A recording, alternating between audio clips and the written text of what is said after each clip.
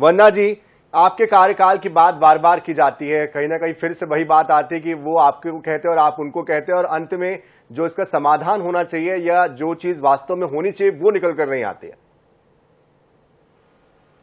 देखिए, हमारी सरकार की बात करते हैं तो बार बार आत्मानंद अंग्रेजी माध्यम की जो स्कूल खोले गए थे, एक गरीब मध्यम और किसान परिवार के बच्चों को अंग्रेजी माध्यम में पढ़ाने के लिए जो हम सपने देख रहे थे, उस सपने को पूरा करना क्या सरकार का दायित्व नहीं बनता? क्या हमने अगर अंग्रेजी माध्यम स्कूल खोले हैं बच्चों के लिए, जो गरीब वर्ग के तबके के वर्ग परिवार के बच्चे को नहीं पढ़ा पाते, यदि भारतीय जनता पार्टी की नीयत साफ रहती, उनकी सरकार की नीयत साफ रहती, तो उस जो आत्मानंद अंग्रेजी स्कूल की बात करते हैं, तो क्या उसके सेटअप को और अधिक से सुधार नहीं सकते थे?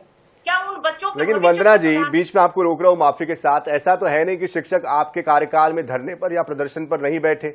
उस दौरान भी हमने दिखाया, तस्वीरें दिखाई हमने, कई सारे बीएड के जो टीचर थे, डीएड के जो टीचर थे, इसके अलावा भी हमने देखा कि आपने भर्ती को लेकर भी जो आंकड़ा आपने भी दिया था आपके मुखपत्र में, उस पर भी आप लोगों ने कायम नहीं रहे थे। कई तरह का विरोध आपके कार्यकाल में भी रहा है। तो अगर आप उनके कार्यकाल की बात करेंगे तो वो आपकी करेंगे ही करेंगे। तो कहीं ना कहीं हमको ये लगता है कि शिक्षकों का जो विभाग है उसको हमेशा जो है बहुत लीस्ट प्रायोरिटी पे रखा जाता है।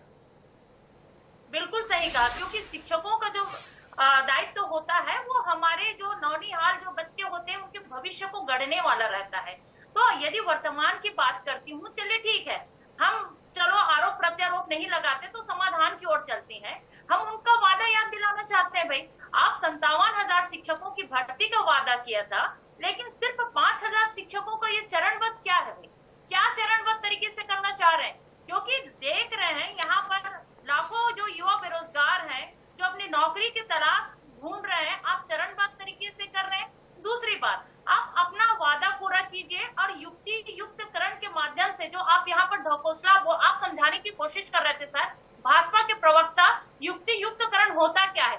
मतलब आपको ये लगता है भाजपा के प्रवक्ता को कि जो हमारे इतने जो शिक्षक हैं उनको युक्ति युक्तकरण का मतलब समझ नहीं आ रहा है? मतलब आप ये समझाने की कोशिश कर रहे हैं जो लाखों शिक्षक जो यहाँ पर बच्चों को पढ़ा रहे हैं, और जो आपके जो ये जो गलत नीति है, जो गलत नीति और उसके सेटअप के साथ आप जो छेड़छाड़ कर रहे हैं, उनका पर आरोप लगा रहे हैं। आप अपने आरोप को तो यहाँ पर बताइए, आरोप को जो है उसको निराधार करके तो बताइए कि क्यों आरोप लगाया जा रहा है। मेरे सवाल का जवाब मिला नहीं मुझे वंदना जी। चलिए वापस आऊंगा मैं आपके पास, उज्जवल निकम जी। लेकिन देखिए, स्कूलों की स्थिति जो है वो मैं जरा बताना चाहता हूं दर्शकों को भी और आपको भी।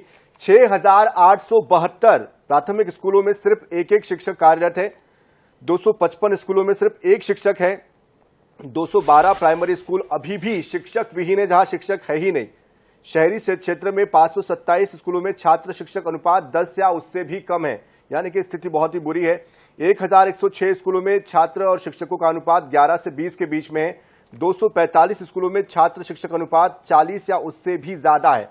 तो कुल मिलाकर स्थितियां जो है बहुत ज्यादा अच्छी नहीं है। और ये जो आपने 5,000 भर्तियों का आंकड़ा निकाला है ये बहुत कम हो जाता है उज्जवल जी, 63,695 के मुकाबले महज 5,000।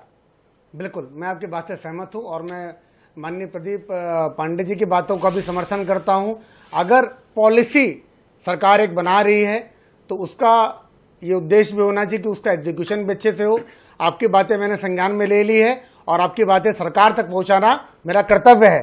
तो आपकी बातों का संज्ञान लेकर मैं जरूर आपकी बात रखूंगा सरकार के सामने कि अगर पॉलिसी बनी है तो उसका एग्जीक्यूशन भी अच्छे से होना चाहिए।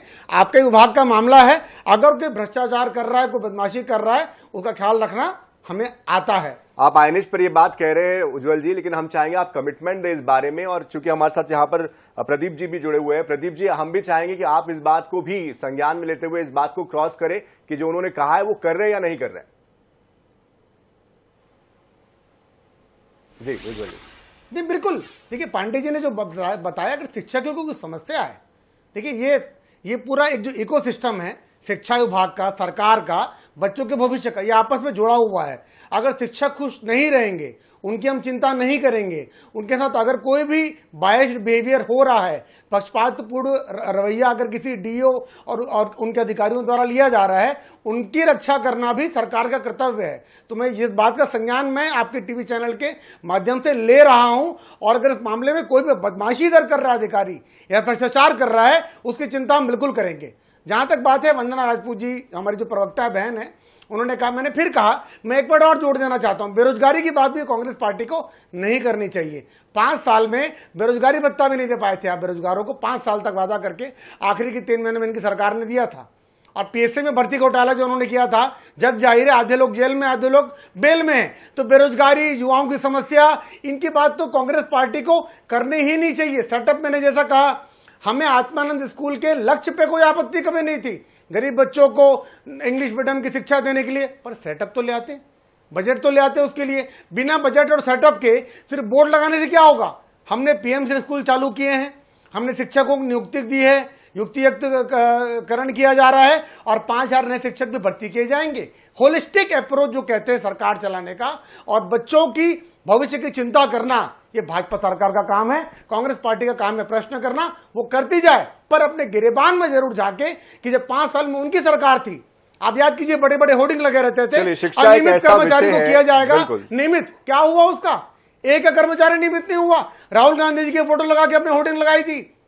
देखिए, राजनीति तो कोई भी दल छोड़ता नहीं है, लेकिन कुल मिलाकर बात यह है कि भविष्य का जो छत्तीसगढ़ होगा, उसके लिए हमारे जो बच्चे हैं उनको आज हमें तैयार करना है, और शिक्षा एक ऐसा एक विषय है जिस पर हमें समग्र तौर पर मिलकर काम करने की जरूरत है। प्रदीप जी, आपसे फाइनल कमेंट चाहते हैं, कैसे इसको लेकर आगे बढ़ने वाले हैं, युक्तिकरण को लेकर, और ये जो भर्ती की प्रक्रिया शुरू होने जा रही है उसको लेकर? देखिए, जैसा कि उज्जवल जी ने कमिटमेंट किया है आपके इस नेशनल चैनल पर, तो मैं पूरे दस्तावेजों के साथ उनको उपलब्ध कराऊंगा किस तरह से बलौदाबाजार जिले के डीओ ने कैसा खुला भ्रष्टाचार किया है और किस तरह से वहां पर ठीक है, बलौदाबाजार से आगे बढ़िए, थोड़ा समय कम है हमारे पास, हम चाह रहे हैं आप पूरा प्रदेश के स्तर पर बात कीजिए उस बारे में। और इसके अलावा पूरे प्रदेश में जो नियम कानून बनाया जा रहा है उसका पालन होना चाहिए, और हमको युक्तिकरण को लेकर कहीं पर कोई आपत्ति नहीं है, लेकिन जिस पर उस पर नियमों को थोड़ा मरोड़ा जा रहा है और उस पर कहीं जो गलत किया जा रहा है उसको लेकर आपत्ति है, और उस पर हम लगातार संज्ञान में अगर ऐसा है तो उपलब्ध कराते रहेंगे। चलिए, और भर्ती को लेकर आगे जो 5000 निकली है उसके लिए कुछ और बढ़ाने के लिए कुछ कोशिश करेंगे, या फिर 5000 से आगे जैसे प्रक्रिया चल रही है उसी के साथ चलेंगे? नहीं, निश्चित तौर पे जो भर्तियां होनी है, वो जितने पद खाली हैं उतने पदों पर भर्तियां होनी चाहिए। 5000 बहुत कम है, इतने में मेरे को लगता है कि शिक्षा की गुणवत्ता उपलब्ध नहीं करा जा सकती। तो जो पद है उनको तो बढ़ाना ही चाहिए, तो वादा किया था उनको पूरा करना चाहिए। 57,000 का वादा था, और हम चाहेंगे कि 57,000 पदों पर भर्ती होनी चाहिए। चलिए, बहुत बहुत शुक्रिया आपका उज्जवल जी, बहुत शुक्रिया आपका भी, वंदना जी आपका भी, प्रदीप पांडे जी आपका बहुत शुक्रिया हमारे साथ जुड़ने के लिए। तो जिस तरह से शिक्षकों की भर्ती की कोशिश हो रही है, ये पहला कदम है। उम्मीद करते हैं कि आगे आने वाले समय में जो कमियां खामियां हैं शिक्षा विभाग में उसको दूर किया जाएगा, क्योंकि शिक्षा सिर्फ ये विषय डिबेट का या चर्चा का नहीं है, शिक्षा का विषय ऐसा है जो कि हमारे प्रदेश और देश के जो भविष्य है उसको गढ़ने वाला ये विषय है। उम्मीद करते हैं कि हमारे जनप्रतिनिधि इसको गंभीरता से लेंगे, और आने वाले समय में हमारे प्रदेश के बच्चे हमारे देश का, हमारे राज्य का जो नाम है वो गौरव के साथ आगे बढ़ाएंगे। इसी उम्मीद के साथ इस खास पेशकश में इतना ही। ताजा खबरों के लिए, अपडेट्स के लिए आप बने रहिए INS 24/7 के साथ। नमस्कार।